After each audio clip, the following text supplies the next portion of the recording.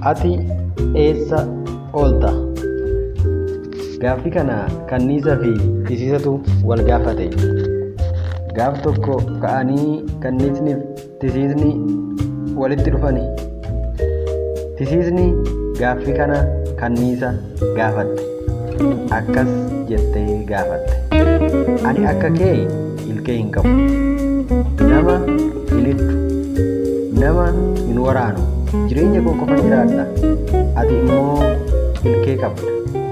Nama hiddita.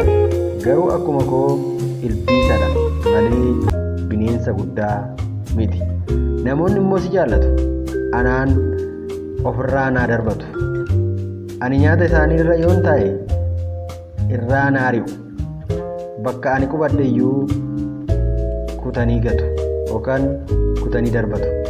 Kan kee immoo nyaata ati lafa rakkinaatti qopheesse, lafa namni gahuu hin dandeenye baattoodhaan baatamanii hallayyaa meeqa bu'anii muka meeqa yaabanii bakka ati qopheessite barbaadanii ilkee kee obsanii nyaatu.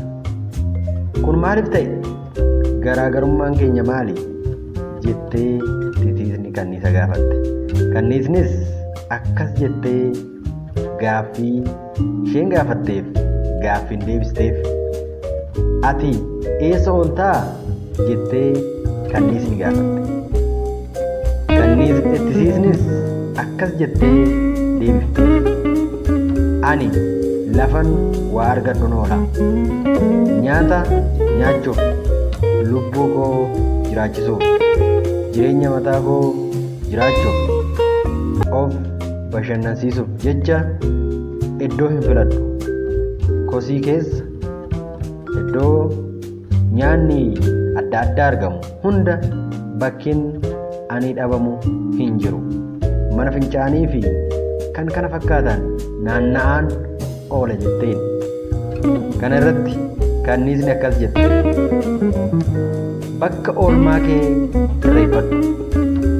Ani daraaraa irra bakka urgaa'uun oola. Iddoo filatamaa, iddoo bareedaa, iddoo qulqulluu kanan ani oolu. Kanaaf jaallattus jibbitus oolmaan kee murteessaadha.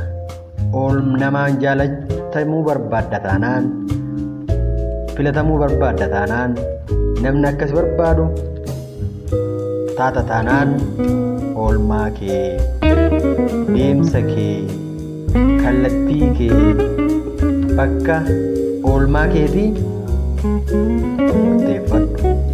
Filadhu, filadhu, filadhu.